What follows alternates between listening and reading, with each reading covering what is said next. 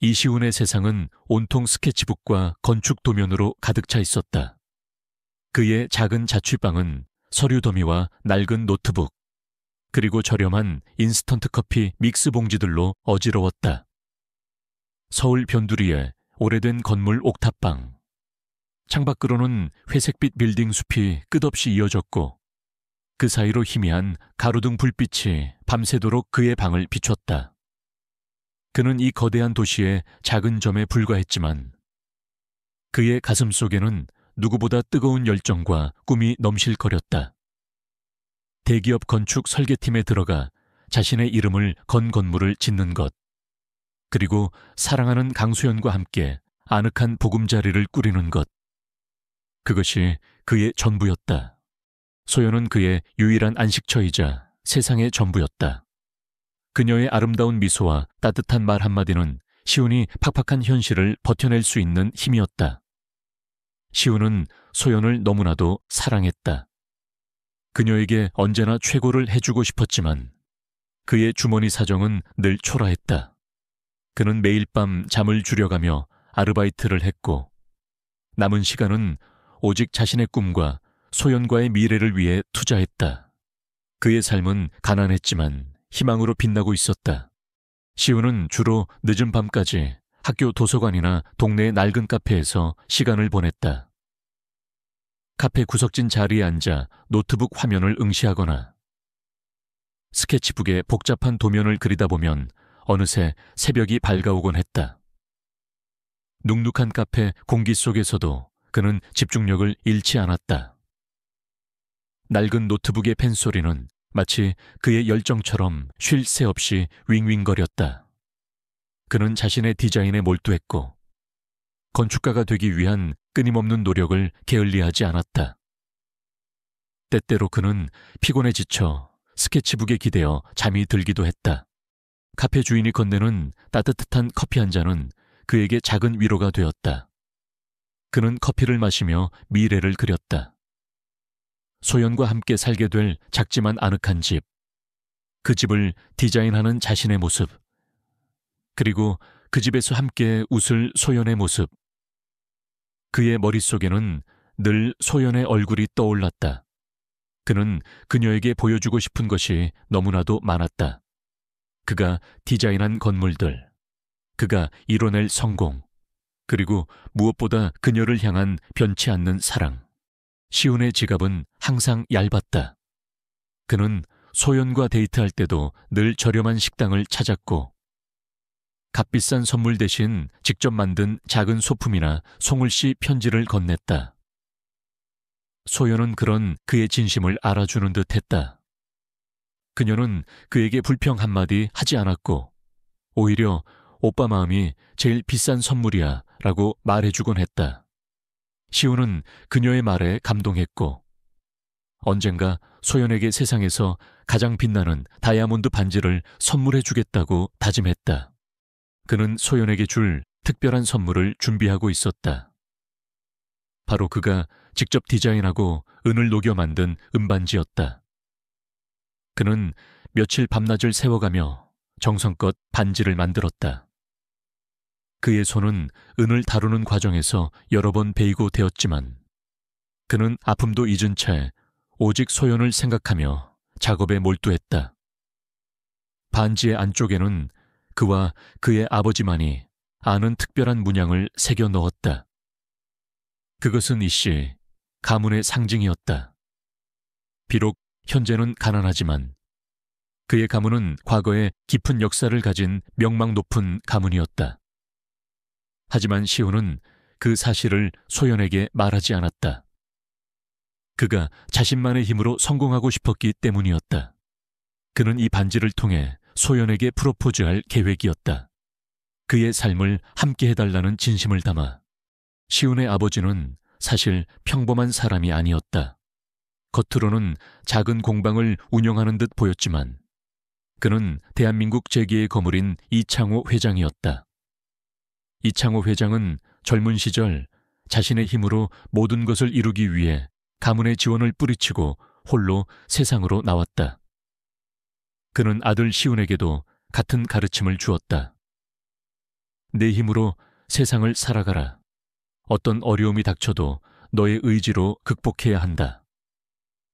이창호 회장은 아들이 스스로의 힘으로 성장하는 모습을 지켜보기 위해 아들의 신분을 철저히 숨긴 채 평범한 삶을 살도록 내버려 두었다.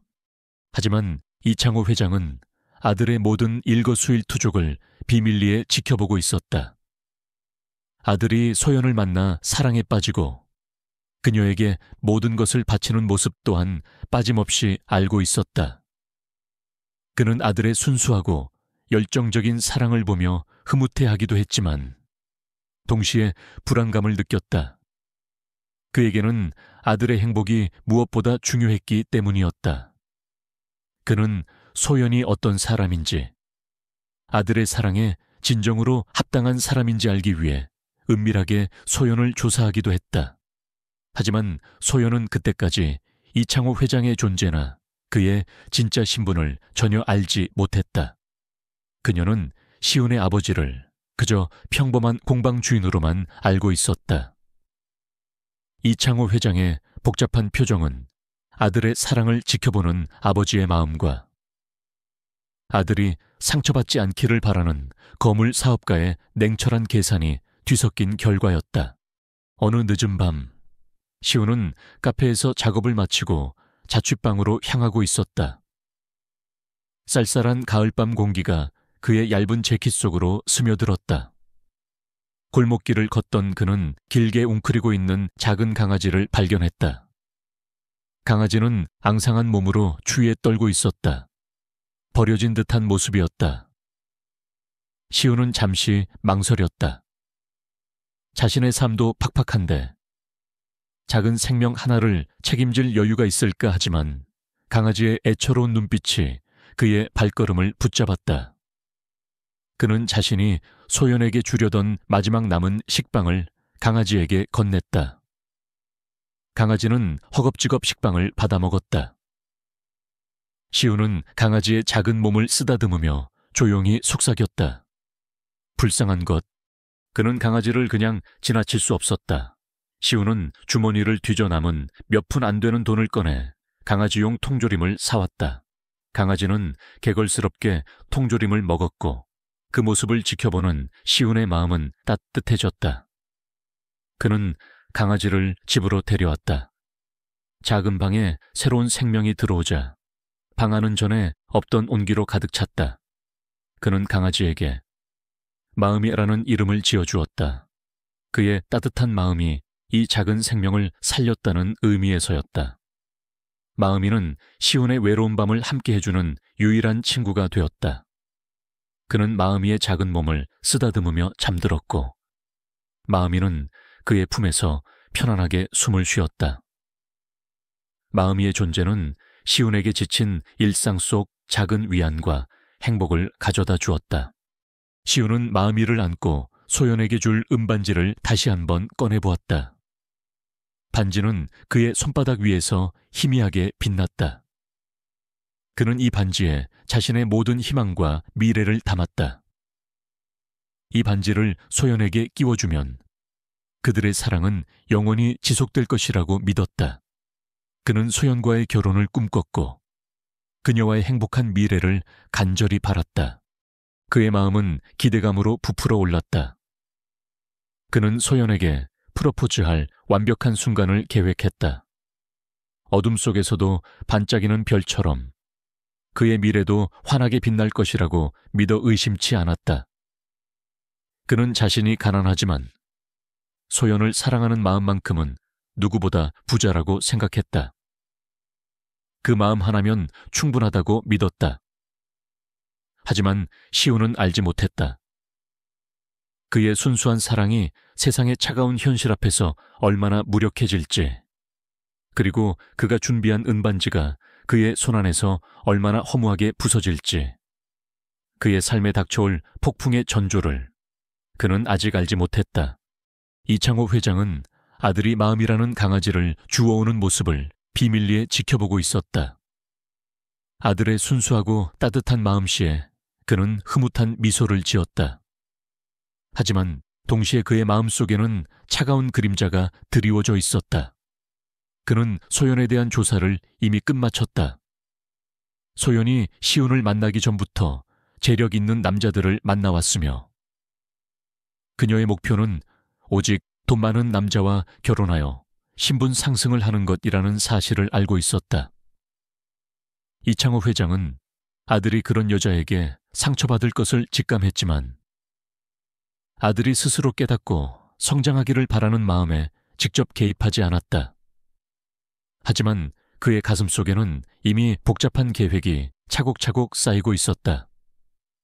그의 아들이 흘릴 눈물은 결코 헛되지 않을 것이었다. 세상은 소연의 선택이 얼마나 큰 대가를 치르게 될지 곧 알게 될 것이다. 시우는 자신의 아버지가 재계의 거물이라는 사실을 전혀 알지 못했다. 그는 아버지를 그저 평범한 공방 주인으로만 알고 있었고 아버지가 자신에게 베푸는 작은 지원들을 그저 한 아버지의 사랑이라고 생각했다. 그는 자신이 홀로 힘든 세상을 헤쳐나가고 있다고 믿었다. 그의 눈에는 오직 소연과 그의 꿈만이 가득했다. 이창호 회장은 아들의 그런 순수함을 지켜주려 노력했지만 동시에 아들이 현실의 잔혹함을 깨닫고 더욱 단단한 사람으로 성장하기를 바랐다. 그의 계획은 아들의 성장과 함께 아들을 배신한 자들에게 합당한 대가를 치르게 하는 이중적인 목적을 가지고 있었다. 밤은 깊어지고 시훈은 마음이를 아는 채 잠이 들었다.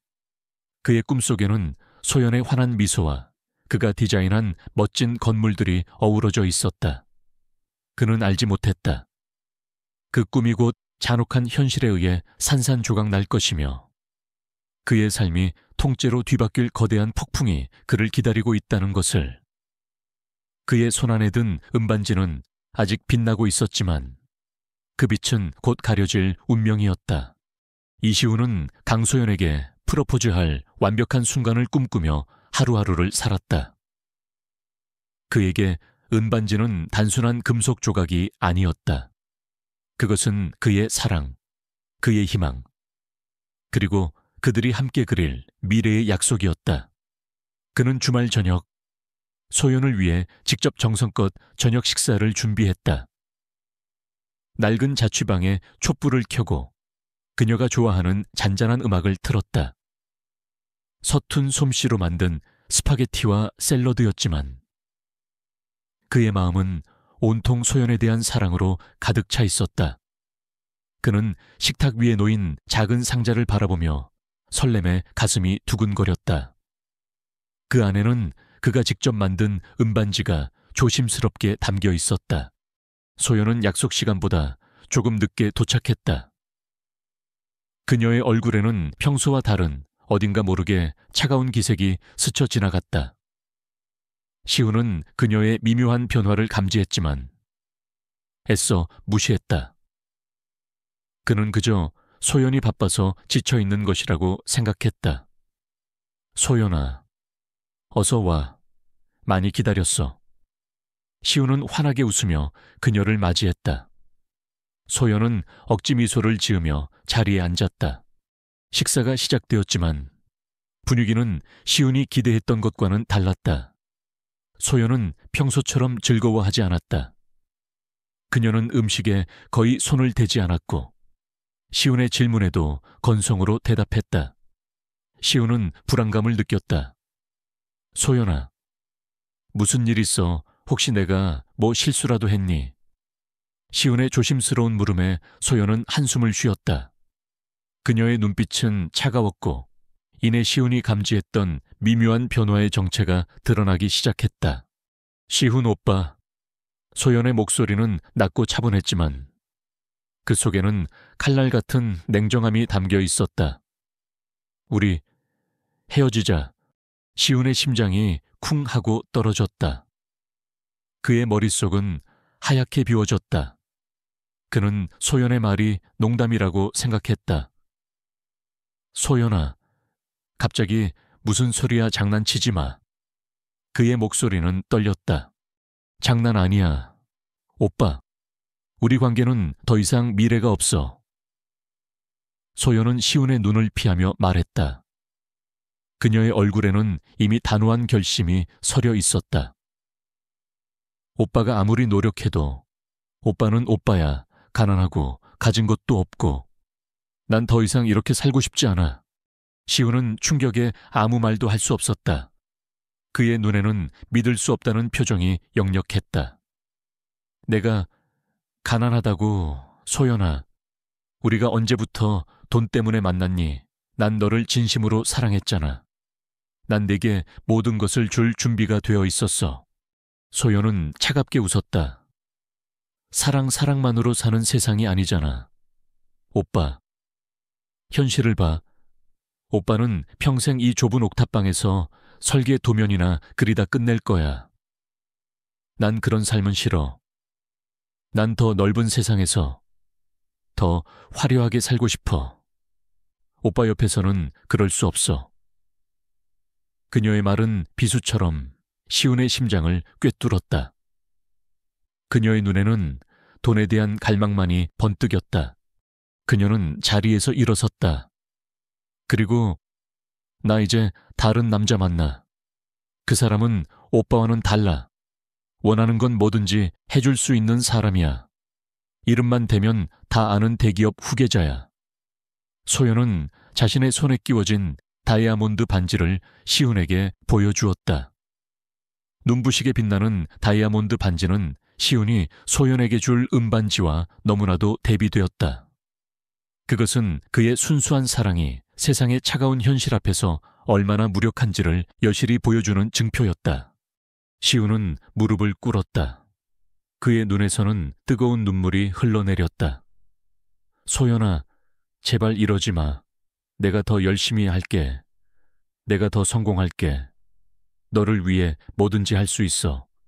제발, 나를 떠나지 마. 그의 목소리는 애원했지만 소연의 마음은 이미 얼음처럼 차가웠다. 늦었어. 오빠, 난 이미 결정했어.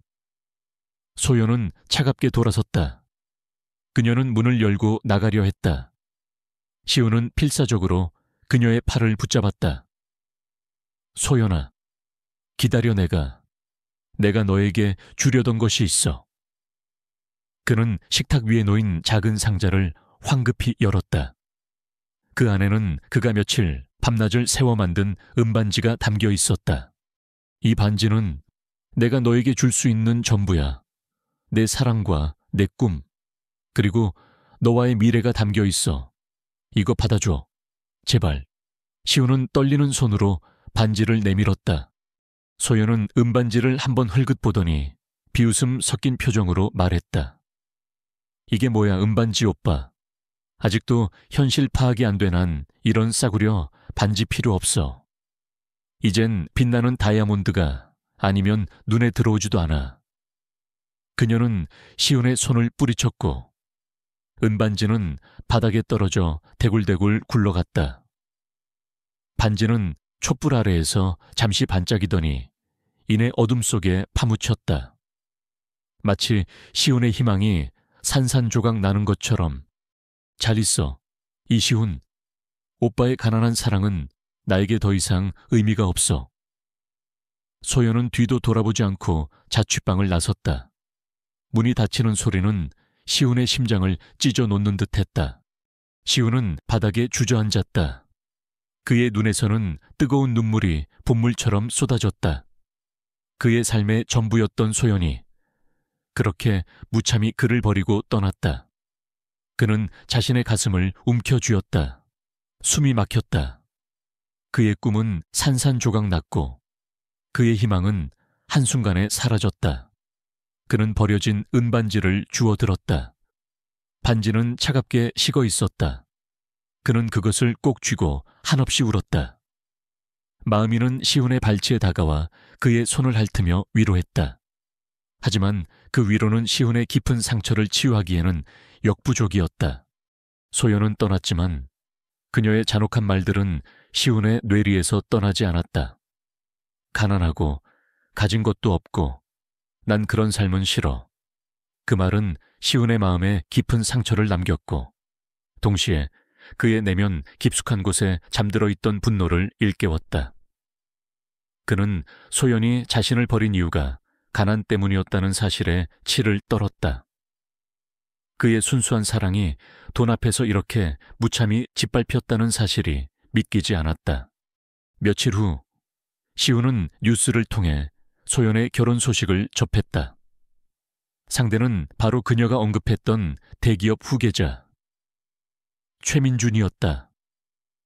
민준은 명문대를 졸업하고 젊은 나이에 기업 경영에 참여하며 젊은 경영인으로 언론에 자주 오르내리는 인물이었다. 그들의 약혼 기사는 대서특필되었고 소연은 최민준의 옆에서 환하게 웃고 있었다. 그녀의 손에는 그녀가 그토록 원하던 크고 화려한 다이아몬드 반지가 빛나고 있었다. 그들은 완벽한 한 쌍처럼 보였다. 시우는 뉴스를 보며 치미는 분노를 참을 수 없었다. 그의 심장은 고통과 함께 뜨거운 증오심으로 이글거렸다. 최민준의 어머니인 배현주 여사는 유명 인사였다. 그녀는 언론과의 인터뷰에서 소연에 대해 우리 아들과 소연이는 정말 천생연분이야. 역시 사람은 끼리끼리 만나는 법이지. 어디 듣도 보도 못한 가난한 남자와는 비교할 수 없지 라고 말하며 시운을 공개적으로 조롱했다. 그녀의 말은 시운의 마음에 또 한 번 비수를 꽂았다. 그는 공개적으로 조롱당하고 모욕당했다는 사실에 치를 떨었다. 그들의 오만함과 무신경함은 시운의 분노를 더욱 키웠다. 이 모든 일들은 시운의 삶을 완전히 바꿔 놓았다.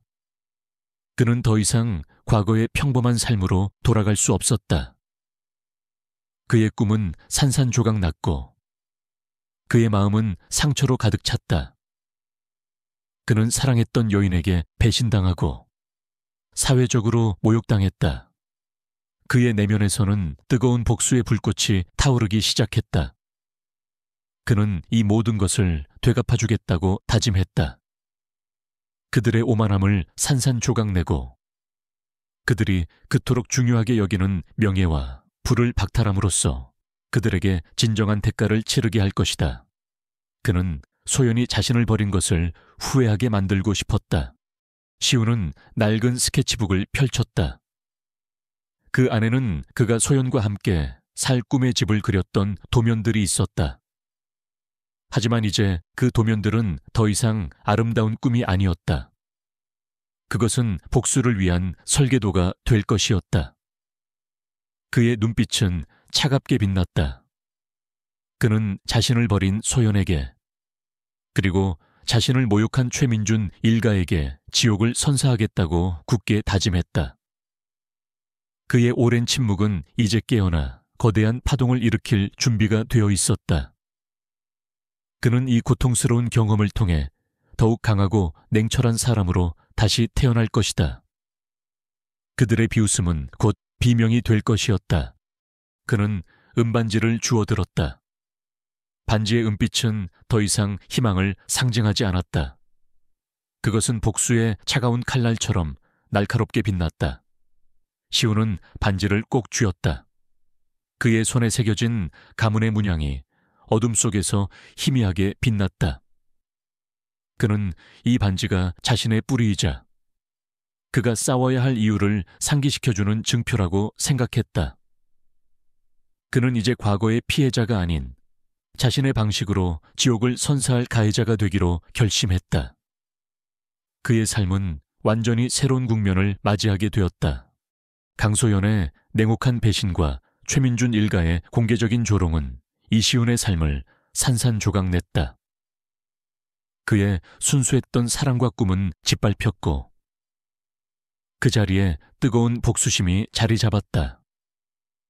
시훈은 며칠 밤낮을 잠 못 이루며 고통스러운 현실을 곱씹었다. 그의 마음이는 그의 곁을 지키며 작은 위로를 건넸지만 시훈의 상처는 너무 깊었다. 그는 복수 외에는 아무것도 생각할 수 없었다. 하지만 그는 자신이 가진 것이 아무것도 없다는 사실에 절망했다.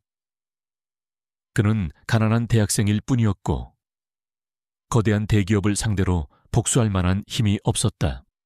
바로 그때 시운의 곁에는 그가 미처 알지 못했던 든든한 그림자가 있었다. 바로 그의 아버지 이창호 회장이었다. 이창호 회장은 아들의 고통을 비밀리에 지켜보고 있었다. 아들이 사랑하는 여자에게 배신당하고 사회적으로 모욕당하는 모습을 보며 그의 마음은 찢어지는 듯 아팠다. 그는 아들이 가난 때문에 무시당하는 것을 용납할 수 없었다. 아들이 스스로의 힘으로 성장하기를 바라는 마음에 지금까지 모든 것을 지켜보았지만 더 이상 두고 볼 수 없었다. 그의 분노는 아들을 향한 깊은 사랑에서 비롯되었다. 이창호 회장은 자신의 막강한 권력과 재력을 이용해 치밀한 복수 계획을 세웠다. 그는 최민준과 강소연에게 직접적으로 복수하는 대신 그들 스스로가 파멸의 길을 걷게 만들기로 결정했다. 그의 목표는 민준과 소연이 가장 소중하게 여기는 돈과 명예를 박탈하는 것이었다. 그리고 그 과정에서 그들이 얼마나 탐욕스럽고 비열한 인간인지를 세상에 드러내는 것이었다. 그의 계획은 다음과 같았다. 그는 먼저 자신을 신비로운 베일에 쌓인 거물 투자자로 위장했다. 그의 존재는 철저히 비밀에 붙여졌고 극소수의 최측근만이 그의 진짜 신분을 알고 있었다. 그는 민준의 아버지가 운영하는 최 씨 일가의 그룹과 은밀히 접촉하기 시작했다. 이창호 회장은 자신이 소유한 계열사 중 하나를 통해 최 씨 그룹에 거액의 투자 제안을 했다. 최 씨 일가는 이창호 회장의 막대한 재력과 베일에 쌓인 배경에 감탄하며 그와의 거래에 열광했다. 그들은 자신들의 사업을 확장시킬 절호의 기회라고 생각했다. 이창호 회장은 최민준에게 특별한 제안을 했다. 그는 민준을 자신의 유산을 물려줄 잠재적인 사위 후보로 지목했다. 그는 민준에게 자신에게는 딸이 없지만 오랜 세월 지켜봐 온 최민준 자네의 탁월한 능력을 높이 평가하고 있다. 나의 모든 재산을 자네에게 물려주고 싶다. 단, 나의 엄격한 시험을 통과해야 한다고 말했다. 이창호 회장은 민준에게 막대한 재정적 지원과 함께 사업 기회를 제공하며 그의 환심을 샀다. 그는 민준의 탐욕을 자극했고 민준은 이창호 회장의 제안에 완전히 매료되었다. 민준은 자신의 가문보다 훨씬 더 큰 재산을 얻을 기회에 눈이 멀었다. 민준은 이창호 회장의 제안을 강소연에게 알렸다. 소연은 처음에는 믿지 못하는 표정이었다. 정말요? 그분이 민준 씨에게 모든 재산을 물려주겠다고 했다고요. 그녀의 눈빛은 욕망으로 번뜩였다. 소연은 자신이 벌인 시운과는 비교할 수 없는 엄청난 부를 얻을 수 있다는 사실에 흥분했다. 그녀는 민준의 곁에 딱 붙어 앉아 이창호 회장에 대한 정보를 캐물었다. 민준은 자신이 곧 상상할 수 없는 부자가 될 것이라며 소연에게 자랑했고 소연은 그에게 더욱 적극적으로 매달렸다. 그녀의 머릿속에는 온통 황금빛 미래만이 가득했다. 이창호 회장의 계획은 치밀했다. 그는 민준에게 여러 가지 시험을 제안했다. 진정한 후계자가 되려면 능력이 검증되어야 한다며 복잡한 사업 프로젝트들을 맡겼다. 이 프로젝트들은 겉으로는 민준의 능력을 시험하는 것처럼 보였지만 실제로는 민준의 탐욕과 비윤리적인 면모를 드러내기 위한 함정이었다. 이창호 회장은 민준에게 일부러 불법적이거나 도덕적으로 문제가 될 수 있는 선택지들을 제시했고 민준은 아무런 의심 없이 그 함정들에 빠져들었다. 그는 자신의 이익을 위해 서슴없이 비윤리적인 결정을 내렸고 심지어는 불법적인 수단까지 동원했다. 이 모든 과정은 이창호 회장의 비밀팀에 의해 철저히 기록되고 있었다. 모든 통화 내용, 이메일, 그리고 사업상 주고받은 문서들은 빠짐없이 수집되었다. 민준과 소연은 이 사실을 전혀 알지 못했다. 그들은 자신들이 완벽하게 이창호 회장을 속이고 있다고 착각했다. 특히 소연은 자신이 민준을 통해 상위 1%의 삶을 살 수 있게 되었다고 기뻐했다. 그녀는 자신이 시훈을 버린 것이 현명한 선택이었다고 믿어 의심치 않았다. 그녀의 눈에는 돈과 명예만이 중요했다.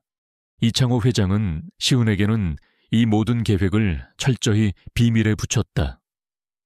아들이 복수심에 사로잡히기보다는 자신의 힘으로 일어서기를 바랐기 때문이었다. 또한 계획이 노출될 위험을 최소화하기 위함이기도 했다. 그는 아들이 이 모든 진실을 알게 되었을 때 아들의 마음이 어떻게 변할지 알 수 없었다. 그는 아들이 이 복수의 과정에서 고통받는 것을 원치 않았다. 그는 아들이 자신에게 주어진 새로운 기회를 통해 진정한 성장을 이루기를 바랐다. 하지만 시훈은 알 수 없는 불안감을 느끼기 시작했다. 그는 소연이 떠난 후에도 그녀에 대한 생각을 지울 수 없었다. 그녀가 자신을 버린 이유가 가난 때문이었다는 사실은 그에게 깊은 상처를 남겼다. 그는 최민준과 강소연의 약혼 기사를 보며 분노했지만 동시에 알 수 없는 불안감에 휩싸였다. 그의 아버지가 최근 들어 부쩍 바빠졌다는 사실도 그의 불안감을 키웠다. 아버지는 종종 밤늦게까지 정체불명의 전화를 받거나 서류들을 들여다보며 심각한 표정을 짓곤 했다. 시훈은 아버지에게 무슨 일이 있는지 물었지만 아버지는 그저 사업이 바빠져서 그렇다며 얼버무렸다. 시훈은 아버지가 평범한 공방 주인이라는 사실을 철석같이 믿고 있었기에 아버지의 바쁜 일상을 그저 힘든 생계 때문이라고 생각했다. 그는 아버지에게 도움이 되고 싶었지만 자신이 할 수 있는 것이 아무것도 없다는 사실에 무력감을 느꼈다. 그는 자신이 더욱 강해져야 한다고 다짐했다. 소연과 민준이 그토록 중시하는 돈과 권력을 가질 수 있는 사람이 되겠다고. 그래야만 더 이상 무시당하지 않을 수 있다고 생각했다. 한편 최민준은 이창호 회장의 지원 덕분에 사업에서 승승장구했다. 그의 이름은 언론에 자주 오르내렸고 젊은 경영인이라는 칭호와 함께 그의 재력은 날로 불어났다. 민준은 자신의 성공이 오직 자신의 능력 때문이라고 착각하며 더욱 오만해졌다. 그는 소연에게 더욱 화려한 선물들을 안겨주었고 소연은 그런 민준의 모습에 완전히 도취되었다. 그녀는 자신이 선택한 길이 옳았다고 확신했다. 그녀는 자신을 버린 시훈을 비웃으며 그의 가난한 사랑을 조롱했다. 민준은 이창호 회장이 자신에게 제시한 시험을 단순한 형식적인 절차라고 생각했다. 그는 이창호 회장의 신뢰를 얻기 위해 그가 시키는 대로 불법적인 일도 서슴없이 저질렀다. 그는 자신이 저지른 모든 악행이 완벽하게 숨겨질 것이라고 믿어 의심치 않았다. 그의 눈에는 오직 이창호 회장의 막대한 유산만이 가득했다. 그는 이창호 회장의 함정에 깊숙이 빠져들고 있었다. 그들은 자신들이 이창호 회장의 손바닥 안에서 놀아나고 있다는 사실을 전혀 알지 못했다. 이창호 회장은 두 사람의 탐욕스러운 본성을 확인하며 냉정하게 계획을 실행에 옮겼다. 그의 복수는 단순히 두 사람에게 고통을 주는 것을 넘어 그들의 모든 것을 빼앗고 그들을 가장 비참한 방식으로 추락시키는 것을 목표로 했다. 그리고 그 모든 과정은 그의 아들 시훈의 명예를 회복시키고 아들에게 진정한 행복을 안겨주기 위함이었다. 시훈은 여전히 자신의 미래를 위해 밤낮 없이 설계 도면을 그렸다. 그의 그림에는 소연과의 행복한 미래 대신 알 수 없는 분노와 복수심이 스며들어 있었다. 그는 복수심을 에너지 삼아 더욱 열심히 일했다. 그는 자신이 언젠가 소연과 민준에게 자신을 짓밟은 대가를 치르게 할 것이라고 굳게 다짐했다. 그는 알지 못했다. 그의 아버지가 이미 그를 위해 거대한 복수의 판을 짜놓았다는 것을, 그리고 그 복수의 칼날이 서서히 그들을 향해 다가오고 있다는 것을. 그의 손안에 든 은반지는 여전히 차가웠지만 그 차가움은 곧 뜨거운 복수의 불꽃으로 변할 것이었다.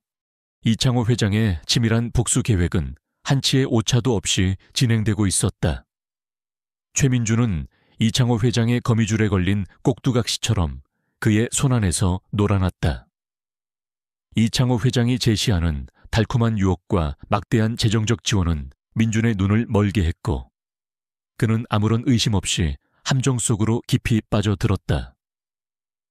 강소연은 옆에서 민준의 성공을 보며 환호했고 자신들이 꿈꾸던 부와 명예가 손안에 들어왔다고 착각했다.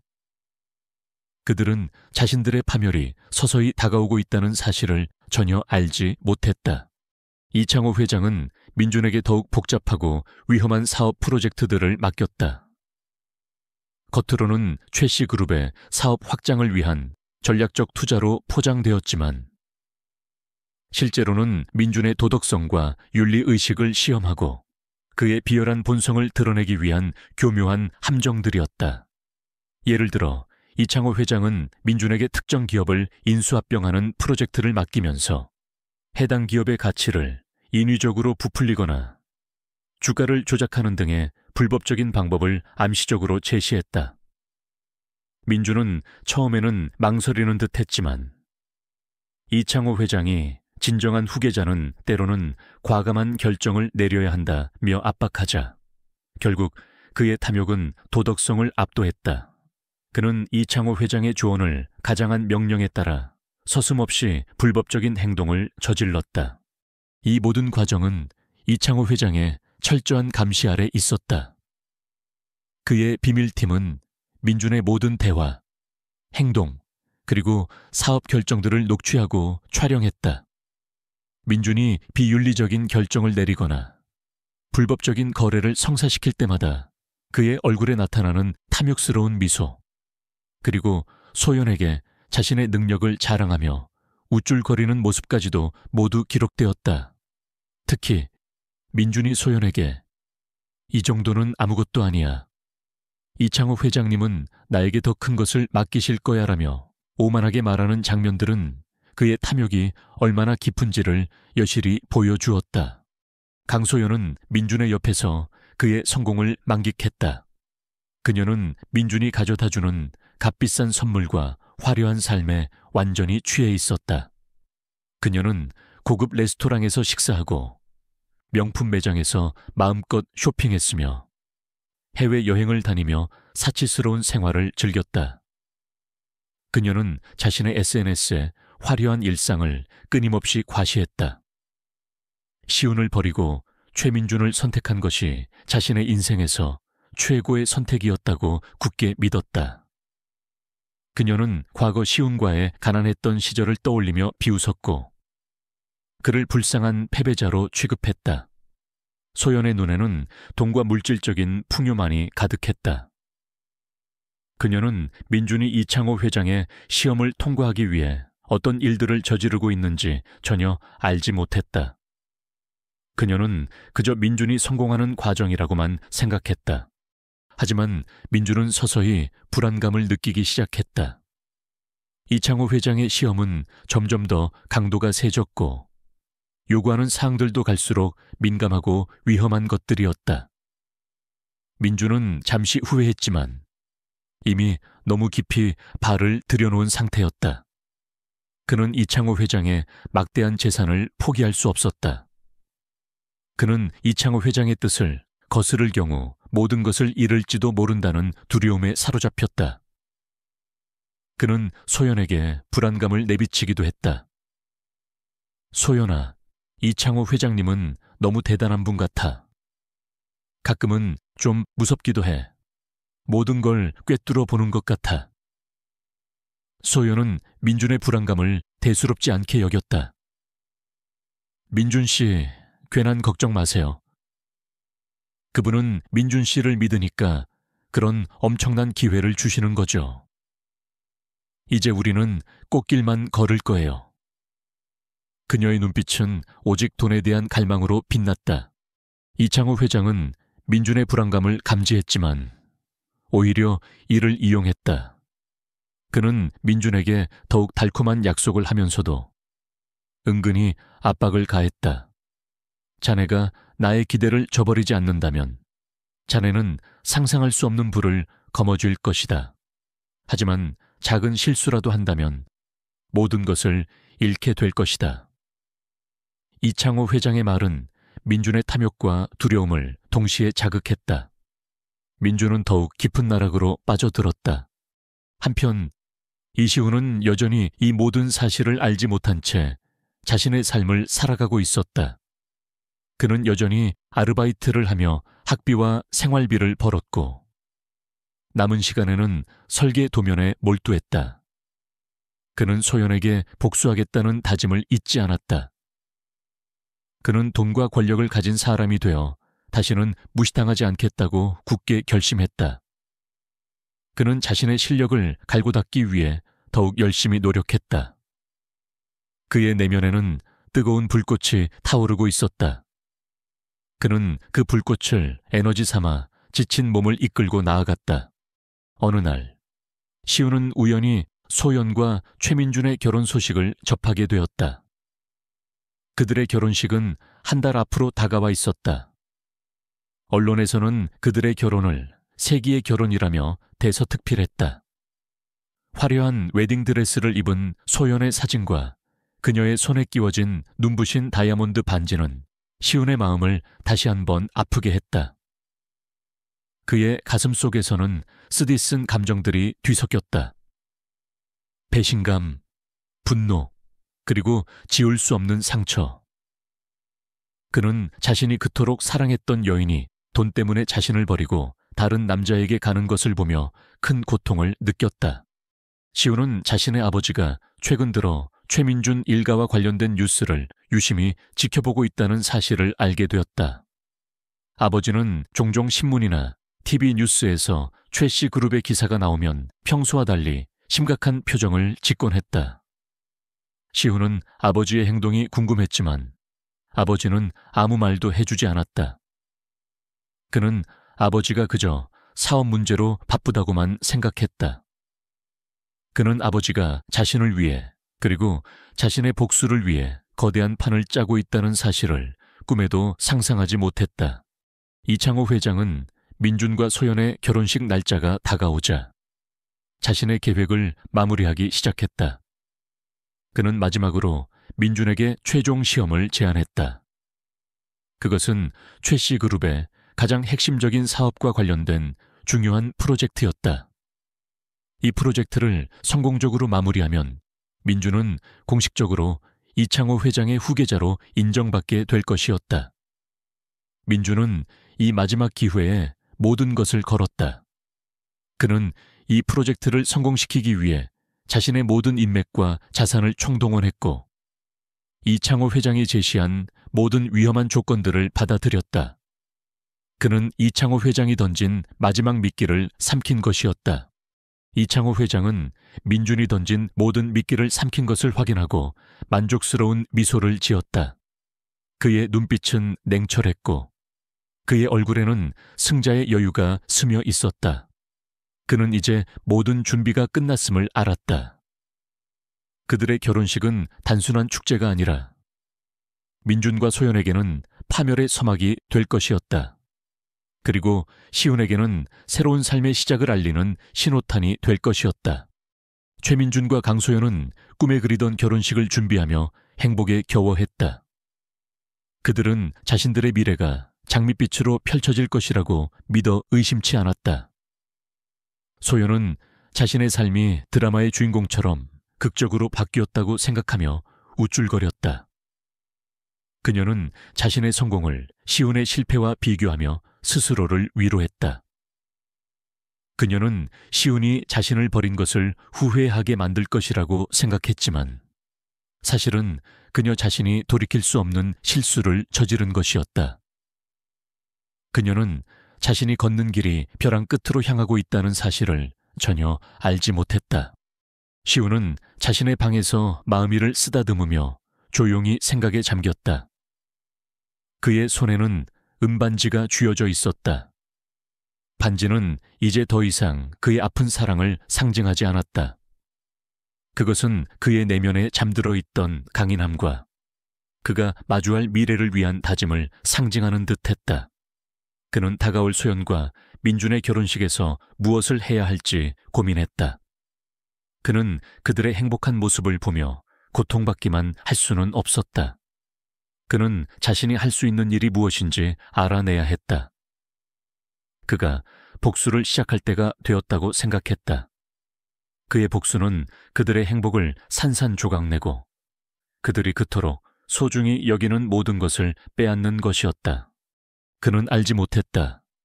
그의 아버지가 이미 그를 위해 그리고 그의 명예를 위해 모든 것을 준비해 두었다는 것을. 그는 벼랑 끝에 몰린 자신을 구원해줄 손길이 이미 뻗쳐 있다는 사실을 꿈에도 상상하지 못했다. 그의 복수는 단순히 개인적인 복수가 아닌 거대한 음모와 진실을 밝히는 과정이 될 것이었다. 그의 삶은 이제 새로운 전환점을 맞이하게 될 것이었다.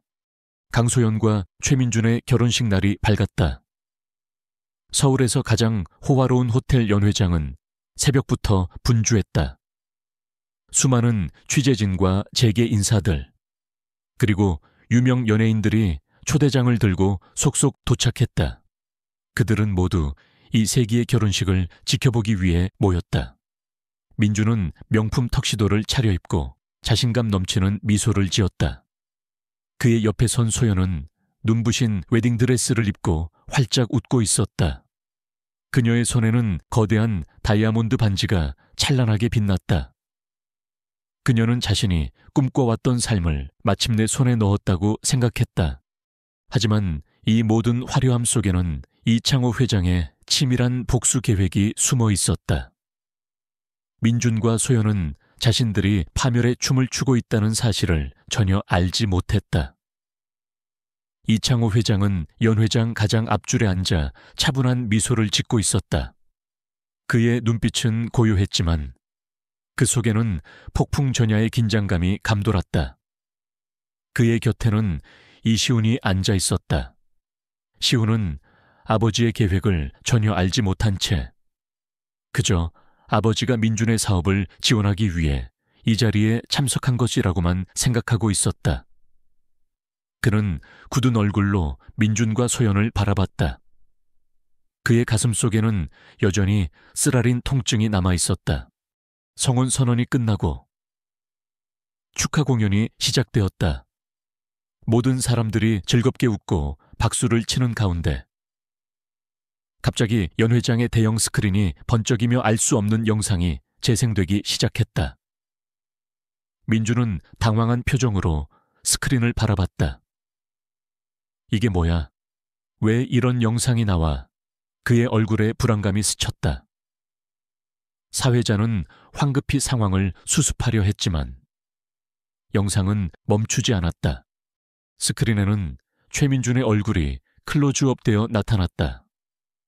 그리고 그의 목소리가 연회장 전체에 울려 퍼졌다.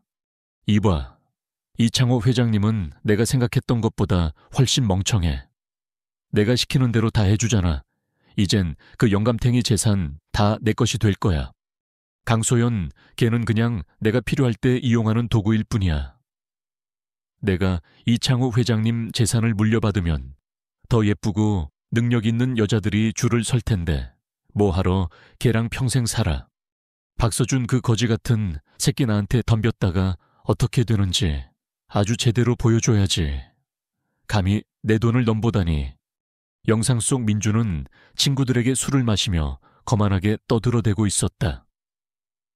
그는 이창호 회장을 조롱하고 강소연을 비하하며 심지어 이시훈에게는 잔인한 복수를 다짐하는 내용까지 거침없이 뱉어냈다. 그의 말 한마디 한마디에는 탐욕과 오만, 그리고 잔인함이 가득했다. 이 영상은 이창호 회장이 민준에게 몰래 진행시킨 마지막 시험의 결과물이었다. 이창호 회장은 민준에게 일부러 유혹적인 상황을 만들어 그의 진정한 본성을 드러내도록 유도했고 그 모든 과정을 비밀리에 기록했던 것이다. 연 회장은 순식간에 술렁거렸다. 하객들은 충격에 빠져 서로의 얼굴을 바라봤다. 민준의 부모는 얼굴이 새하얗게 질렸고 소연은 경악한 표정으로 스크린과 민준을 번갈아 보았다. 그녀는 믿을 수 없다는 듯 자신의 귀를 의심했다. 민준은 자신도 모르게 벌어진 상황에 당황하여 얼굴이 창백해졌다. 그는 스크린을 향해 소리쳤다. 이건 조작이야. 전부 거짓말이야.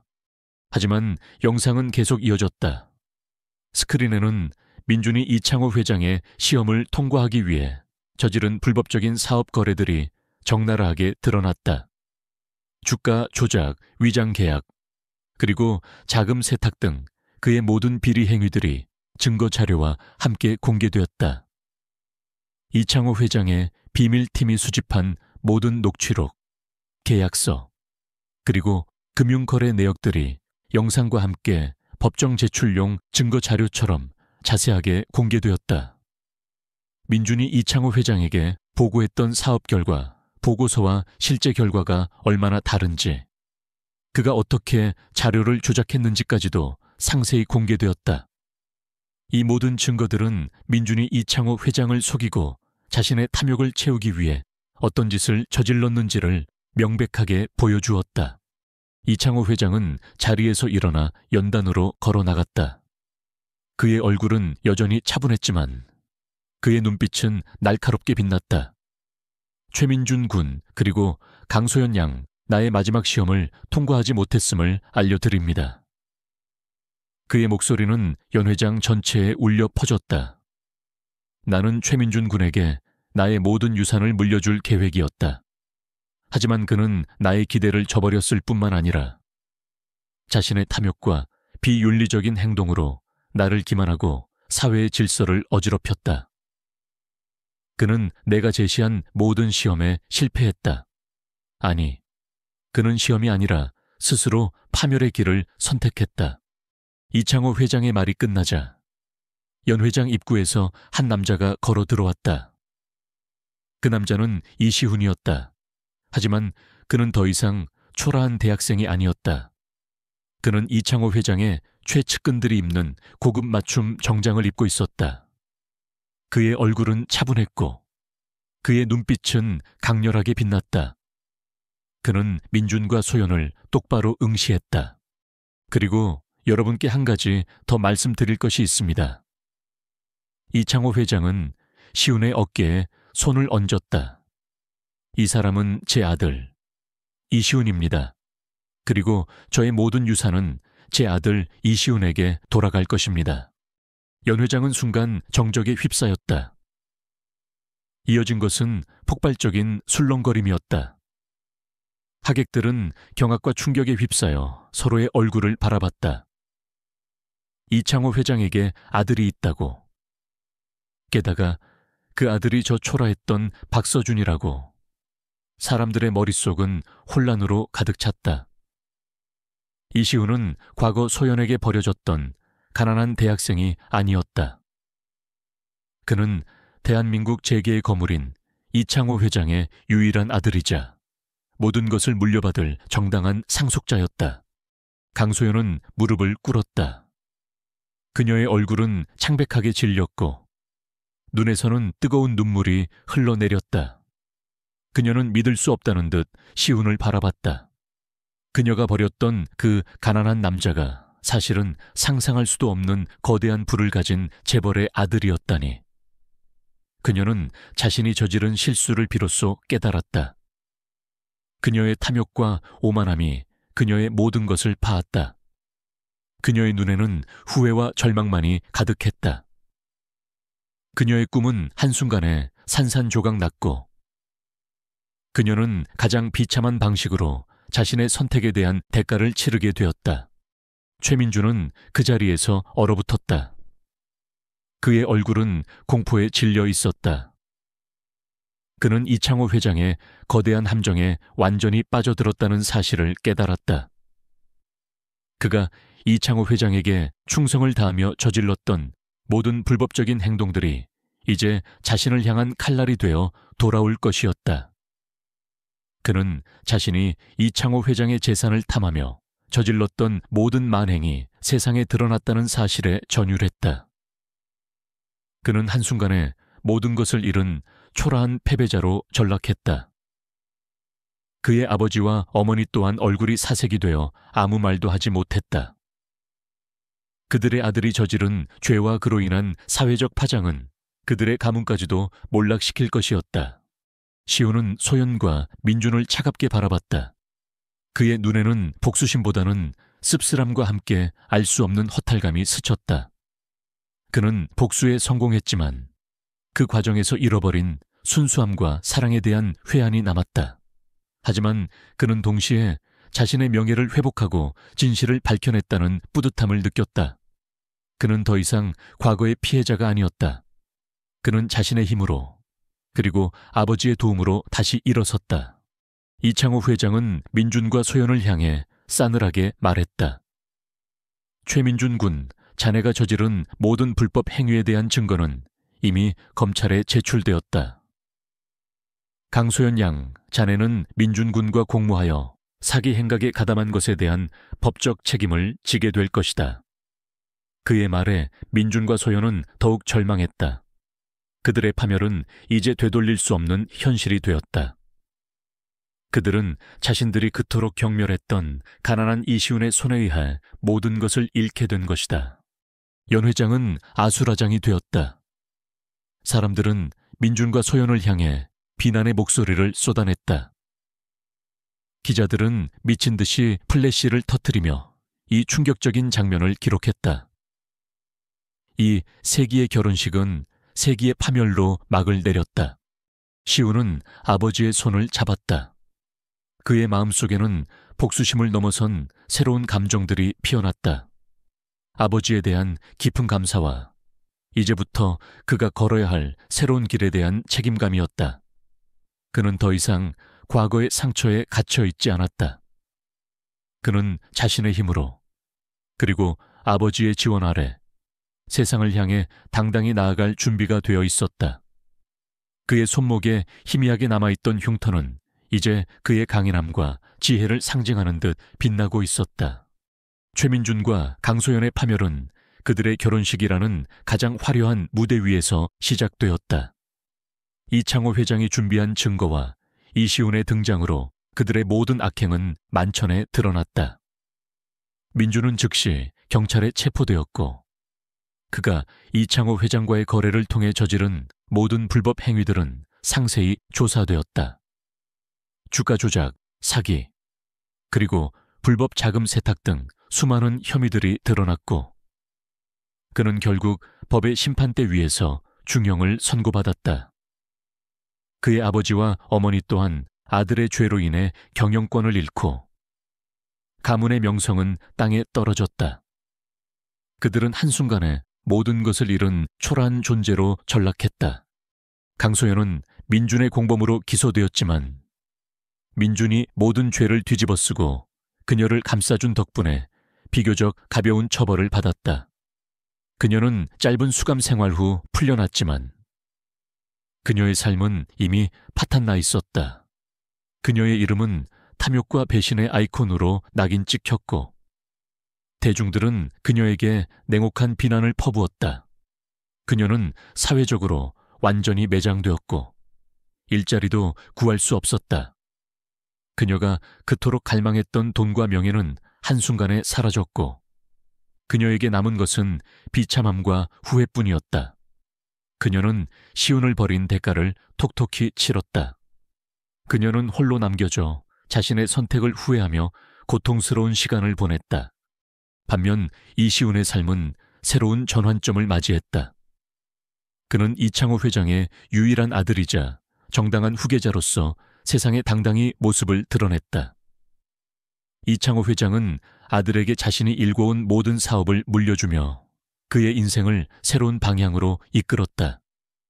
하지만 시우는 단순히 부와 권력을 물려받는 것에 만족하지 않았다. 그는 자신의 아픔과 고통이 누군가에게는 희망이 될 수 있다는 사실을 깨달았다. 그는 아버지의 회사에서 경영 수업을 받으면서도 자신의 꿈이었던 건축을 결코 놓지 않았다. 그는 돈과 권력을 가진 자가 되어 자신처럼 상처받은 사람들을 돕기로 결심했다. 재판 후 이창호 회장은 시훈과 단둘이 깊은 대화를 나누었다. 시훈아, 네가 그동안 얼마나 힘들었을지 아버지는 다 알고 있었다. 네가 스스로 일어서기를 바라는 마음에 모든 것을 지켜보고만 있었지만 결국 너를 상처받게 한 것 같아 미안하다. 이창호 회장의 목소리에는 깊은 후회와 아들이 겪었던 고통에 대한 안타까움이 담겨 있었다. 그의 눈에는 미안함과 사랑이 교차했다. 시훈은 아버지의 손을 잡았다. 아닙니다. 아버지가 아니었으면 저는 평생 그림자 속에 갇혀 살았을 겁니다. 아버지가 저를 믿고 기다려 주셨기에 제가 이만큼 성장할 수 있었습니다. 그리고 아버지 덕분에 저는 제가 걸어야 할 길을 찾았습니다. 저처럼 상처받은 사람들을 위한 길을요. 시훈의 눈에서는 뜨거운 눈물이 흘러내렸다. 오랫동안 묵혀두었던 아픔과 상처가 아버지의 진심 어린 위로 속에서 치유되는 듯했다. 그들의 관계는 단순한 부자 관계를 넘어 서로의 삶을 이해하고 존중하는 진정한 동반자로 거듭났다. 시훈은 자신의 상처를 치유하기 위해 심리 상담을 받기 시작했다. 그는 상담사와 함께 과거의 아픔을 되짚어가며 소연에게 받은 배신감과 민준에게 당한 모욕감을 극복하려 노력했다. 그는 또한 자신의 손목에 남아있는 희미한 흉터를 보며 그것이 더 이상 고통의 상징이 아닌 자신이 이겨낸 모든 것을 상징하는 훈장이라고 되새겼다. 그는 잊으려 애쓰기보다 과거의 아픔을 받아들이고 그것을 미래를 위한 동력으로 삼기로 했다. 그의 옆에는 항상 마음이가 든든하게 그의 곁을 지켰다. 마음이의 따뜻한 청화, 조건 없는 사랑은 시훈에게 큰 위안이 되었다. 마음이는 시훈의 치유 과정에서 없어서는 안 될 존재였다. 시훈은 아버지의 회사에서 경영을 배우면서도 자신의 꿈이었던 건축에 대한 열정을 잃지 않았다. 그는 자신의 재능을 세상에 도움이 되는 방식으로 사용하고 싶었다. 그는 아버지와 상의하여 희망공존재단을 설립했다. 이 재단은 학교폭력 피해 아동 및 청소년들에게 심리치료, 법률 지원, 교육 지원, 그리고 사회 적응 프로그램을 제공하는 것을 목표로 했다. 또한 재능 있는 젊은 건축가들을 지원하고 소외계층을 위한 공공건축물을 설계하는 사업도 추진했다. 재단 설립은 시훈의 삶에 새로운 활력을 불어넣었다. 그는 자신의 경험을 바탕으로 피해자들이 진정으로 필요로 하는 것이 무엇인지 정확히 알고 있었다. 그는 재단의 모든 사업에 직접 참여하며 열정을 쏟았다. 특히 그는 자신이 직접 설계한 희망공존센터 건설에 모든 에너지를 쏟아부었다. 이 센터는 학교 폭력 피해자들이 안전하게 치유받고 다시 세상으로 나아갈 수 있는 공간이 될 것이었다. 그는 건물의 모든 공간에 따뜻함과 치유의 메시지를 담아내려 노력했다. 그의 설계는 과거의 상처를 치유하고 새로운 미래를 향해 나아가는 시훈 자신의 모습을 투영하는 듯했다.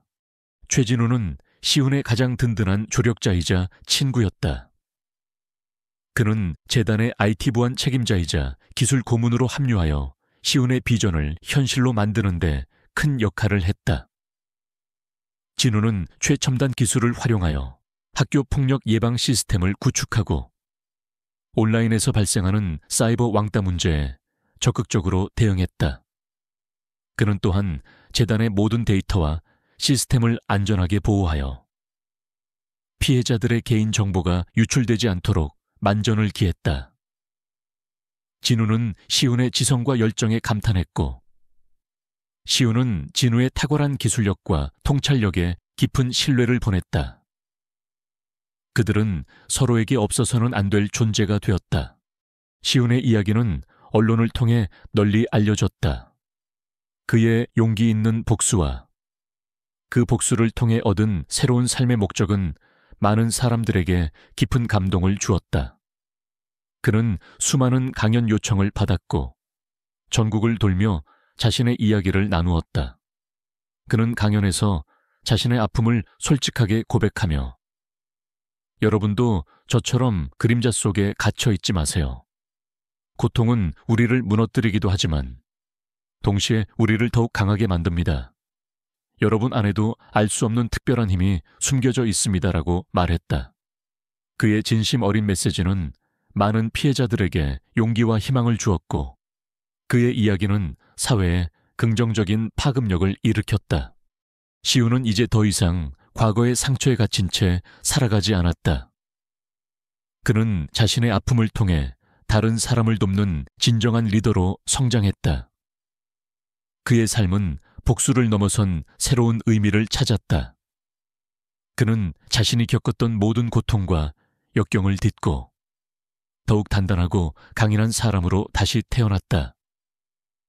그의 눈빛은 고요했지만 그 속에는 따뜻한 빛과 미래에 대한 확고한 믿음이 담겨 있었다. 그의 아침은 이제 설계 도면과 함께 평화로운 시작을 알렸다. 그는 마음이와 함께 산책을 하고 따뜻한 차 한 잔을 마시며 새로운 하루를 계획했다. 그의 사무실 창밖으로는 희망공존센터가 서서히 그 위용을 드러내고 있었다. 그것은 단순한 건물이 아니었다. 그것은 시온의 꿈이자 수많은 피해자들에게 새로운 삶을 선물할 희망의 상징이었다. 그는 이제 자신의 손으로 직접 희망을 만들어가는 건축가가 되었다.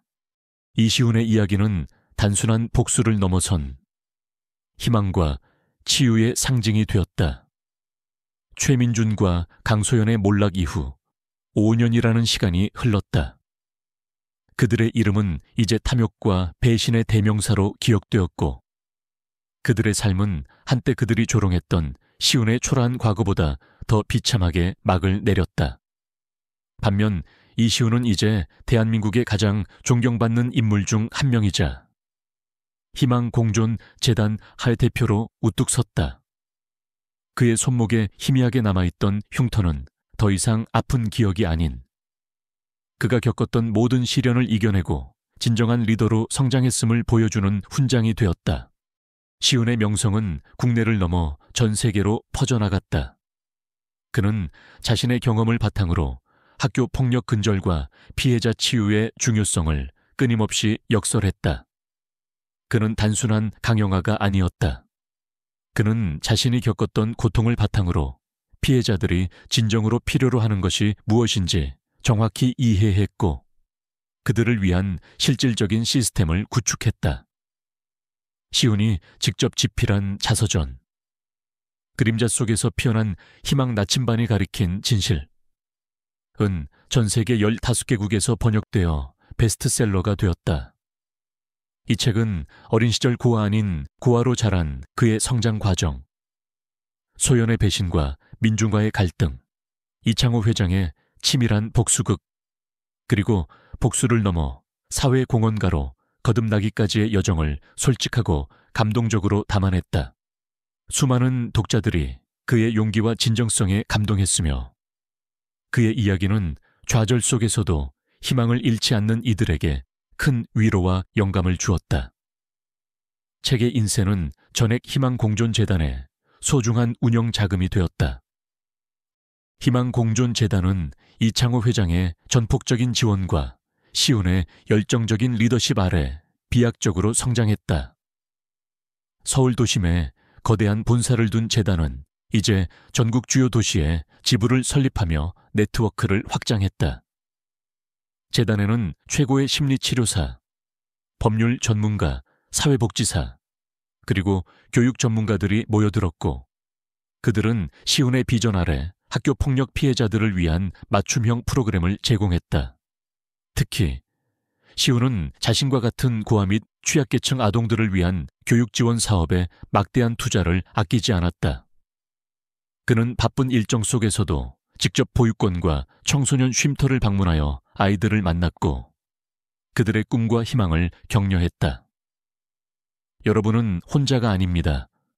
저처럼 여러분 안에도 알 수 없는 특별한 힘이 숨겨져 있습니다라는 그의 메시지는 아이들의 마음에 깊이 각인되었다. 그는 아이들에게 그림을 가르치고 함께 건축 모형을 만들며 그들의 잠재력을 일깨워주려 노력했다. 최진우는 이제 IT 보안 분야의 세계적인 전문가로 인정받으며 희망공존재단의 기술총괄 이사이자 부대표로 활동하고 있었다.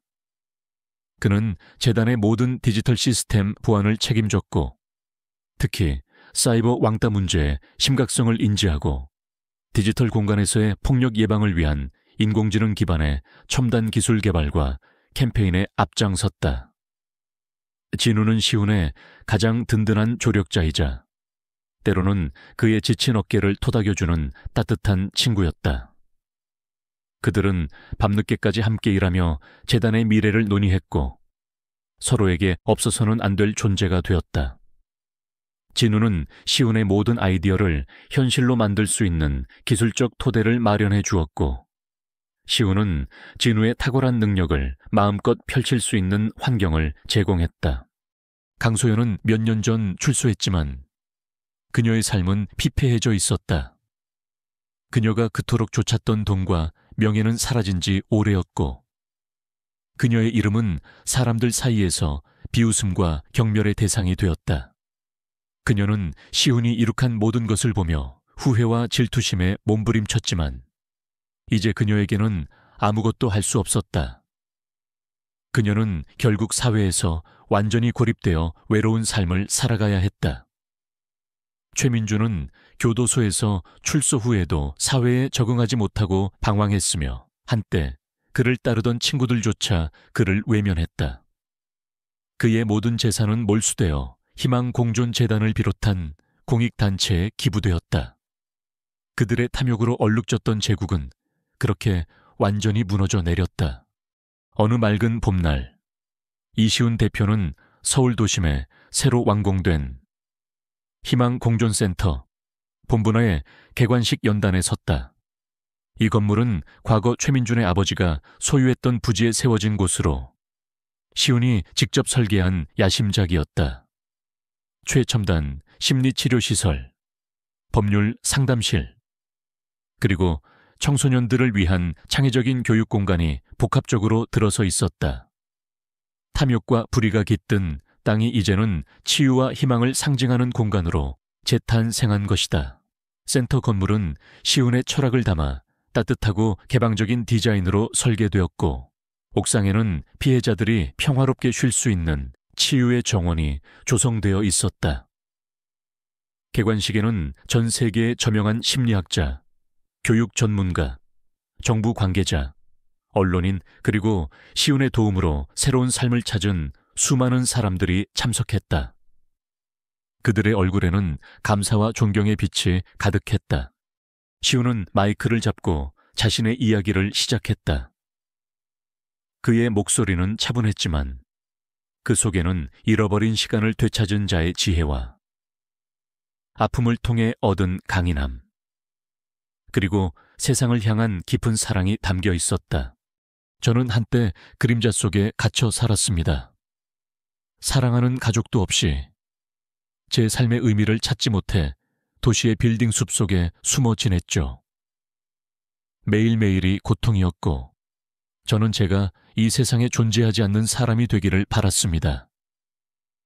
하지만 저는 낡은 스마트폰 속 녹음 파일, 그리고 저의 손목에 새겨진 흉터를 통해 제가 누구인지, 그리고 제가 얼마나 잔혹한 과거를 가지고 있었는지 알게 되었습니다. 그 진실은 저를 깊은 절망 속으로 밀어 넣었지만 동시에 저에게 새로운 삶의 목적을 선사했습니다. 저는 이 모든 과정을 통해 깨달았습니다. 인간은 고통 속에서도 희망을 찾을 수 있으며 상처는 우리를 더 강하게 만든다는 것을요. 그리고 우리 모두 안에는 알 수 없는 특별한 힘이 숨겨져 있다는 것을요. 이제 이곳 희망공존센터는 과거의 아픔에 갇힌 모든 이들에게 치유와 성장의 기회를 제공할 것입니다. 이 공간이 여러분의 나침반이 되어 어둠 속에서 빛을 찾고 새로운 길을 걸어갈 수 있도록 돕겠습니다. 그의 강연은 참석자들에게 깊은 울림을 주었다. 많은 사람들이 눈물을 흘렸고 그의 용기와 진심에 아낌없는 박수를 보냈다. 강연이 끝난 후 수많은 사람들이 시온에게 다가와 자신의 이야기를 나누거나 그의 이야기가 자신들의 삶에 얼마나 큰 위로와 영감을 주었는지 고백했다. 시온은 그들의 이야기를 들으며 따뜻하게 미소 지었다. 그는 더 이상 혼자가 아니었다. 그의 삶은 이제 수많은 사람들과 연결되어 있었다. 연단 아래에서 이창호 회장은 시온과 그의 곁에 앉아 평화롭게 잠들어 있는 반려견 마음이를 보며 흐뭇한 미소를 지었다. 마음이의 작은 몸은 이제 시온의 삶에 없어서는 안 될 소중한 존재가 되었다. 이창호 회장의 눈가에는 행복의 눈물이 맺혀 있었다.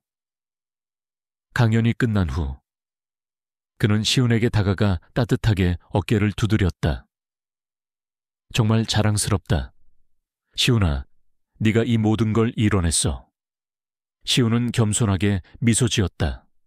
모두 아버지 덕분입니다. 아버지가 아니었다면 불가능했을 겁니다. 그들은 서로를 바라보며 조용히 미소 지었다. 그들의 관계는 단순한 부자 관계를 넘어선 깊은 신뢰와 존경으로 맺어진 진정한 동반자였다. 그날 밤 시온은 희망공존센터 본부의 최상층 사무실에 앉아 창밖에 서울 야경을 바라봤다. 화려한 도시의 불빛은 더 이상 그에게 공허함을 안겨주지 않았다. 그의 옆에는 반려견 마음이가 따뜻하게 기대어 잠들어 있었다. 그의 손목에는 여전히 희미한 흉터가 남아있지만 이제 그것은 아픔의 상징이 아니라 희망과 새로운 시작의 상징이 되었다. 그는 지난 세월 쉼없이 달려왔다. 그의 몸은 피곤했지만 그의 마음은 평온했다. 그는 자신의 삶이 완전히 새로운 새벽을 맞이했음을 느꼈다. 과거의 그림자는 더 이상 그를 쫓아오지 않았다. 그는 고통스러운 진실을 마주함으로써 비로소 진정한 자신을 찾았고 타인을 위한 삶의 목적을 발견했다. 그는 이제 세상의 빛을 향해 당당히 나아가는 희망의 건축가이자 잃어버린 것을 되찾아주는 자가 되었다. 그의 이야기는 이제 막 시작될 새로운 역사의 서막이었다. 그는 영원히 기억될 희망의 메아리가 될 것이었다. 그는 오늘도 그리고 내일도 희망의 씨앗을 심고 그 씨앗이 자라나는 것을 지켜볼 것이다. 그의 삶은 모든 고통받는 이들에게 용기와 위로를 전하는 등대가 될 것이었다. 오늘 이야기가 마음에 드셨다면 구독과 좋아요, 알림 설정 잊지 마세요. 다음에도 더 감동적인 이야기로 찾아뵙겠습니다. 감사합니다.